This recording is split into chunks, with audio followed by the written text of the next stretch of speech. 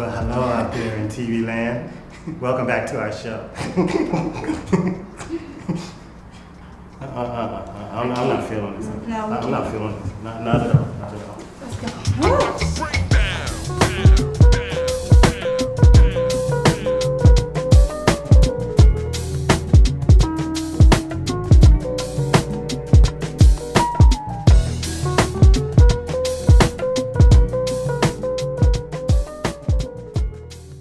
I'm DeMaurice Waddell, And I'm Bella. and this is The Bio.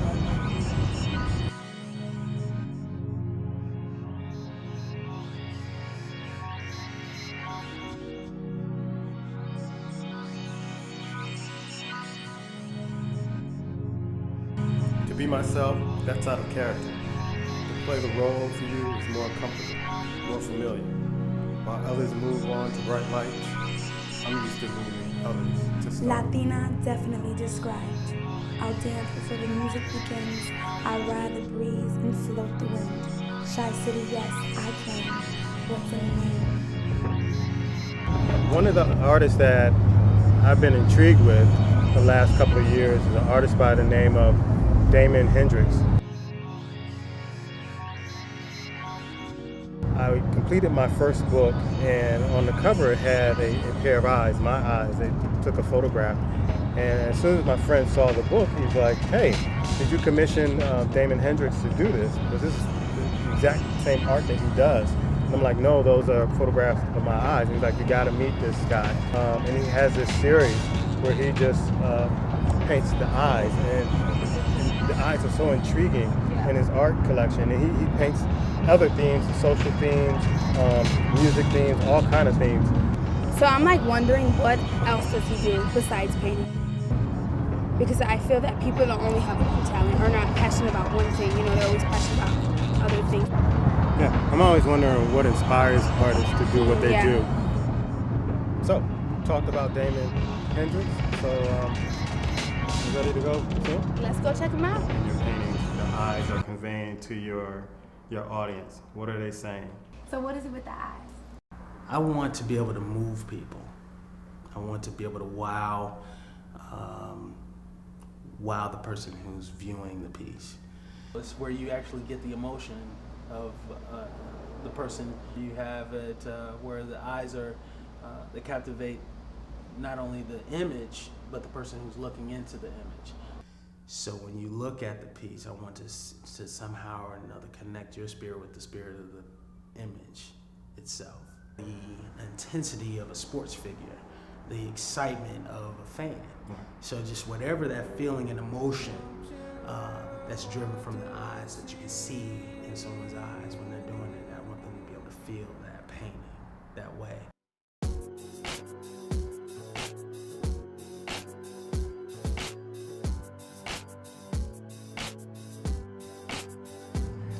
Is the art game like the rap game? Are there beefs in art with different artists? I wouldn't say it's so much beefs. I think that it is more political. Okay. I think it is a political game, and it becomes, not so much always about the skill and the talent as much as your presentation, your professionalism. I don't have any competition No. here, and I don't think we consider ourselves to be competitive in that way. I think that we're competitive as business people, Okay. marketing people. So from that standpoint, I think that because our work in this particular building is everyone's different. So even the abstract pieces that you see are different from the next abstract artist. That you have your galleries, and you have people that don't do galleries. You have people that do just festivals, and you have people that do independent work. Those that fall under the galleries are what I consider people that fall under a label. Okay. So say for instance you at an ABC gallery, and you may not be able to show at XYZ but gallery. Okay. Whereas an independent guy would be able to show at both. But then a lot of times they want to pigeonhole you to stay in, if you do get on that label, they want to pretty much sign you. Now, if you sign that paper, then you're stuck. Okay. And now you can't do XYZ gallery. When I first met you, you had a quote up on a wall where your paintings was. It says, "Work like a slave, paint like a god." I want you to go into that. It's my father's quote, and that's something that I hold dear. My father is a art teacher and also adjunct professor from Bradley University and Peoria Manual High School. He was taught there for over 35 years and taught some classes at Bradley University. Someone who I look up to. He's my mentor. So from that's where I got that from. But I always wanted to know what that meant myself. And so he gave it to me, and it's like, now I understand. It's basically, he's saying to, in order to get where you want to go, you're going to have to work like a slave, but then your painting is actually going to feel people's spirit.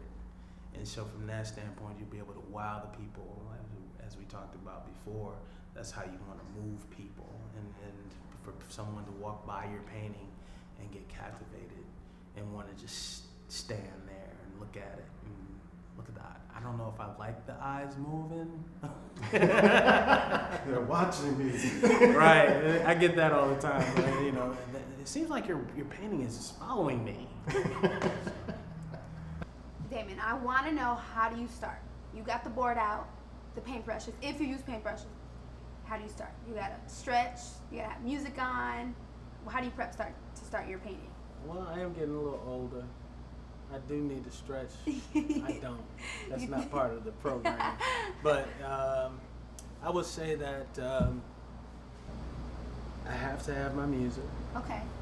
It has to be totally clean, and I like to start off on like a fresh canvas or a fresh board in order to get things going. But basically, it's real simple. Just the music. Normally, it depends on my mood.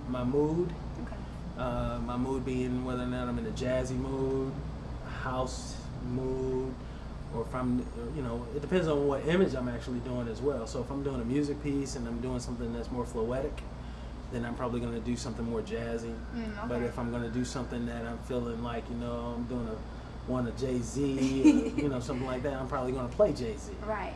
So a lot of times, if I'm doing a music piece or doing the musician, whatever that musician plays or whatever, I'll probably play music that will inspire me to Right. complete that piece. Makes sense. Nevertheless, music is very key, and I do performance art.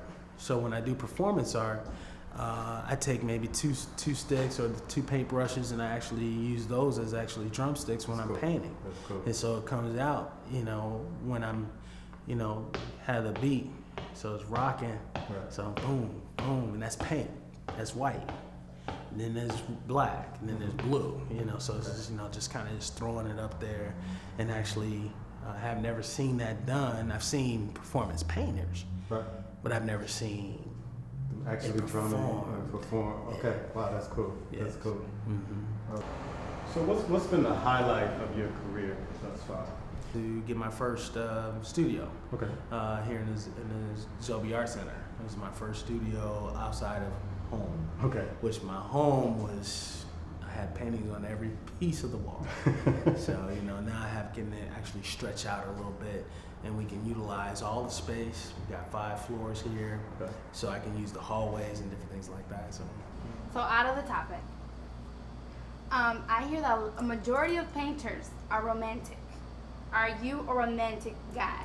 I gotta know. Am I romantic? I've been called romantical. Am I romantic? I would consider myself to be romantic. I think that if you're creative, you can actually,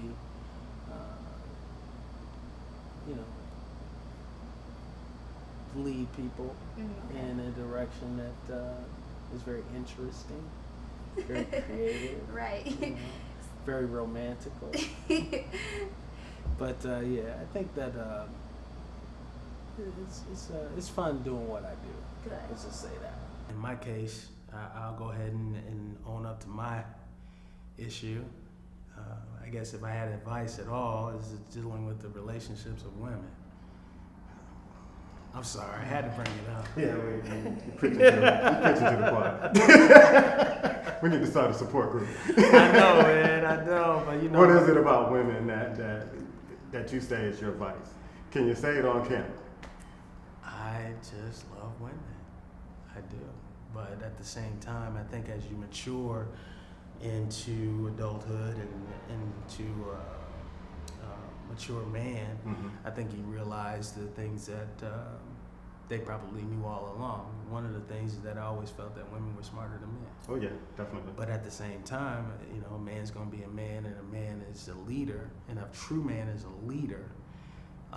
And a woman's not gonna follow a man that's not confident and leading, both spiritually, physically. I think there's a lot of different things, and that kind of comes from my upbringing. Right. You know, my mom's an evangelist. I come from a family of pastors. My father took a long time, but he joined church probably, you know, I don't know, in his later age. Yeah. But at the same time, I think that has a lot to do with just knowing who you are. And unfortunately, I think being a mentor, and I felt that being a mentor to the youth, I had to man up to my own demons because I can't talk and not walk. Right. And that's where I'm at right now. Welcome to the bio. We're here with Terry and Reese, and they are the Good Doctors, and we're going to talk to them for a little while.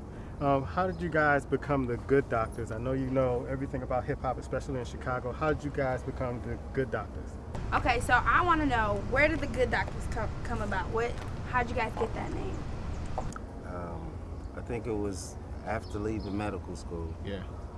when we A lot of years in medical school, and then we just decided, we created a whole thing, just- right? yeah. Why not be the Good Doctors?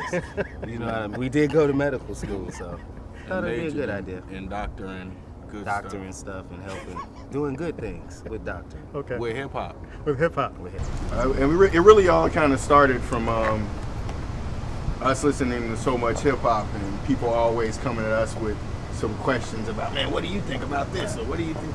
Like, you know, we was like some fake psychiatrists and psychologists. I don't even know which one is the right one. Well, how did you guys get in or plug into the hip hop scene in Chicago? Oh, man. I would just say cool, being cool. Being cool. Cool trumps anything. Just being cool.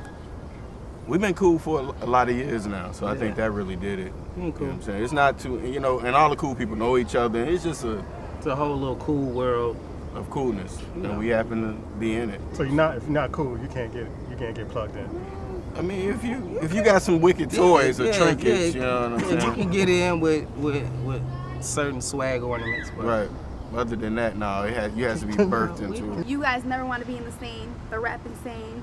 Never want to be on, I mean, for the women, in front of the camera. I mean, In other front than of that, women. and I can figure that out without being in front of the scene. So like, I mean, I think we, want to be there backstage. Okay, you But, guys like to like, be behind camera? We're usually there. Like that's Well, what we're behind the scenes, Yeah, guys. Like and I don't we've want to always be in the been front. I don't. No. and it's always been guys like us in hip hop. You know what I'm saying? Guys like us is what make hip hop work. You know what I'm saying? Like, just the guys that the guy who's had some extra batteries so this can play, so you can send this file this way, or the guy who connect these two artists who didn't know each other but they made a hit record. You know what I'm saying? Those guys never get talked about, but we're like definitely those type of It's tough being a rapper. I wouldn't want to. I wouldn't want to be a rapper. Rappers got the worst jobs in the world. Yeah. Because there's so many rules you got to follow, and some of them don't want to follow certain rules. And Yeah. You It's rap is like a fucking like hooping, or it's like a job yeah. to the point where it's uniform. Uniform, you got to be it's a funky. language you got to your, speak. Your manager you know? not supposed to dress better than you. Like you can't. It's just certain things that are vital. You know what I'm saying? You got to look cool.